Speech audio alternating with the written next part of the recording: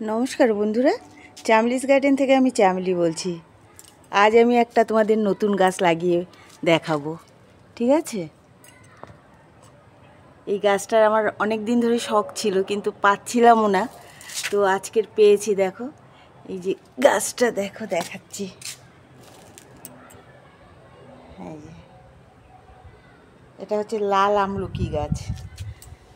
হ্যাঁ, লাল আমলকি আমি একজনের ছাদ বাগানে দেখেছিলাম, খুব সুন্দর হয়েছে। তো আমারও অনেক দিনের ইচ্ছে ছিল যে এরকম একটা গাছ আমি পেলে লাগাবো। তো অবশেষে লাল আমলকি গাছ পেয়েছি। হ্যাঁ, ওর জন্য আমি নিয়ে এসেছি। আমার একটু নতুনত্ব কিছু হলে বেশি ভালো লাগে। হ্যাঁ, কিন্তু জানো তো, এই গাছটা বের করতে গিয়ে, প্যাকেটটা কাটতে গিয়ে একটা শিকড় ছিঁড়ে ফেলেছি। শিকড়টা একদম বাইরে বেরিয়ে গিয়েছিল। তো এখন দেখা যাক কি হয়। হ্যাঁ, কারণ শিকড়গুলো সব প্যাকেট থেকে, গ্রো ব্যাগ থেকে বাইরে বেরিয়ে গিয়েছিল। তো এর জন্য আমার কাটতে গিয়ে একটা শিকড়, খুব সাবধানেই কাটছিলাম, কিন্তু তাও যেন কীভাবে ছিঁড়ে গেল কে জানে। তো যাই হোক, দেখো এই গাছটা লাগানোর জন্য আমি কি সয়েলটা তৈরি করছি। 1 ভাগ মাটি নিয়েছি, 1 ভাগ গোবর সার নিয়েছি, আর 1 ভাগ বালি নিয়েছি। দেখো এই যে। আর দেখো, যেহেতু শিকড় ছিঁড়ে গেছে আর বর্ষাকাল, এর জন্য আমি কি নিয়েছি, যাতে ফাঙ্গাস না লাগে তার জন্য ফাঙ্গিসাইড পাউডার, সাফ ফাঙ্গিসাইড। হ্যাঁ, এটা হচ্ছে তোমার ফুরাডন, যাতে কেঁচো না ধরে। এইটা। আর এইটা হচ্ছে ম্যাগনেসিয়াম সালফেট। এই গাছের পাতাটা, গাছটাতে না পিঁপড়া লেগে গিয়েছিল, বুঝেছো? এই যে এই যে ম্যাগনেসিয়াম সালফেট। তো পাতাগুলো এর জন্য কেমন হয়ে গেছে, এর জন্য ভালো একটু ম্যাগনেসিয়াম সালফেট গোড়াতেও দিয়ে দেবো, আর তোমার পাতাতেও স্প্রে করে দেবো। আর একটা বললাম না যে গোড়ার শিকড় একটা ছিঁড়ে গেছে, ওর জন্য একটু হিউমিক অ্যাসিড নিয়েছি। এই যে দেখো, কালো দানা দানা, এই যে এইটা হিউমিক অ্যাসিড।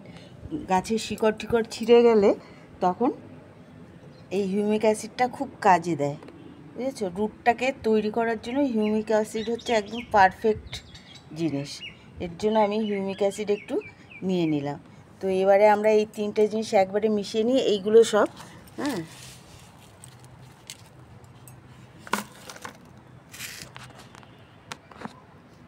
গাছটাকে সরিয়ে নিই।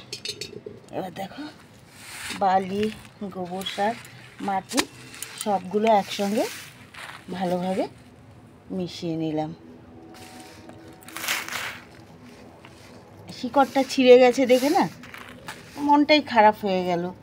আর আমি গাছ লাগানোর সময় খুব সাবধানে লাগাই, যাতে গাছের শিকড় টিকড়গুলো ঠিক মতন বেরিয়ে গেলে কাঁচি দিয়ে আস্তে আস্তে ধীরে সুস্থে কেটে বের করি। কিন্তু বললাম না, আমি গাছ কিনে অনেক দিন রেখে দিই। এইবারে এই বৃষ্টি, তার মধ্যে পিঁপড়ে লেগেছিল গাছটাতে, নাহলে হয়তো পরেই আমি চেঞ্জ করতাম।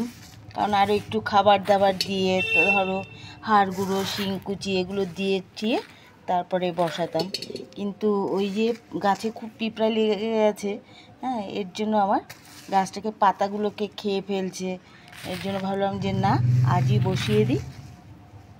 আর পাতাতে একটু ম্যাগনেসিয়াম সালফেটও স্প্রে করে দেবো, বুঝেছো? আর গোড়ায় যেহেতু শিকড়টা ছিঁড়ে গেল, ওর জন্য হিউমিক অ্যাসিডটা দিতে হলো, নাহলে ওটা দেওয়ার কোনো দরকার ছিল না। যাই হোক, দেখো মাটিটা খুব সুন্দরভাবে মিশিয়ে নিয়েছি। এই দেখো, এবার দেখো এই যে টবের ভেতরে যে হোল দুটো রয়েছে না, এর উপরে এই যে গ্রো ব্যাগ, যে গাছটা বের করলাম সেই গ্রো ব্যাগ কেটেই আমি এই যে বসিয়ে দিলাম, ঠিক আছে?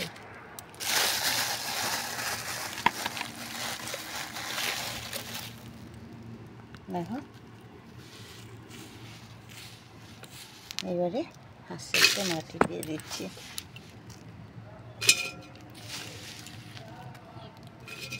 মাটিটাকে করতে হবে একদম ঝুরঝুরে, তবেই না গাছ ভালো হবে, ভালো বড় হবে, ছড়াবে, জল দাঁড়াবে না।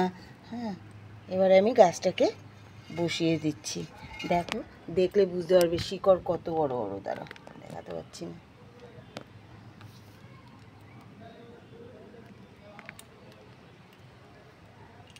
কোথায় গেল? এই যে, এই দেখো শিকড়টা দেখো, তাহলেই বুঝতে পারবে। এই দেখো শিকড় কোথায় নেমেছে, দেখেছো? এই দেখো, মানে গ্রো ব্যাগ থেকে কতটা বেরিয়ে গেছে শিকড়, এই দেখো। ঠিক আছে, যাই হোক আমি গাছটাকে বসিয়ে দিলাম একদম মিডিল করে।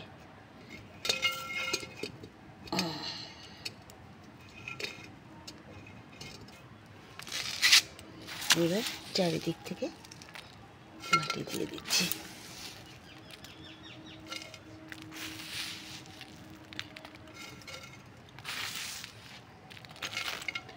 গাছ যেরকমই থাক না কেন, যখন তোমরা বসাবে না, ধরো টবটাকে এই গাছটাকে একটু যদি কাত করেও বসাতে হয়, তাও চেষ্টা করবে যে একদম মানে সোজা যেন থাকে গাছটা।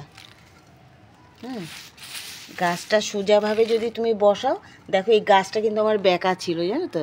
দেখো আমি বসিয়েছি একদম, গোড়াটা কিন্তু আমি একটু কাত করে এদিকে করে দিয়েছি। হ্যাঁ,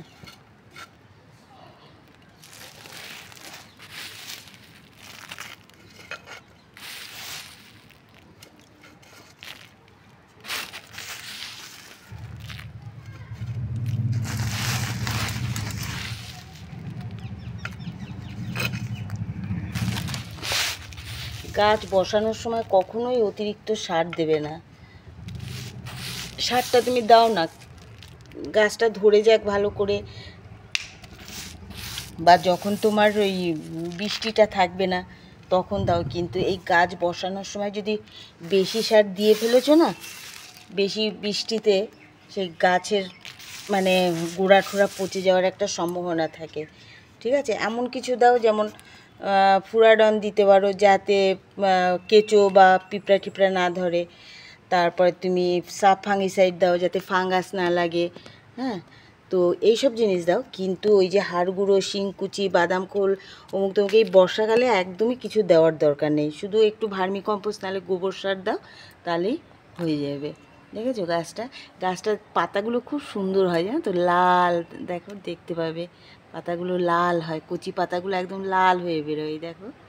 হ্যাঁ, তো যাই হোক, এরপর আমি এতে ভরপুর জল দিয়ে দেবো। হ্যাঁ, দেখলে আমি লাল আমলকি গাছ কিভাবে বসালাম। এবারে তোমাদেরও যদি বসানোর ইচ্ছা থাকে বসাতে পারো নিশ্চয়ই। হ্যাঁ, বাড়িতে আমলকি গাছ আছে এটা ভাবলেও তো ভালো লাগে, তাই না? তো যাই হোক, ভিডিওটি আজ এই অবধি রইল। ভিডিওটি যদি তোমাদের ভালো লাগে প্লিজ লাইক করো এবং সাবস্ক্রাইব করো, এবং সকলে সুস্থ থেকো। নমস্কার।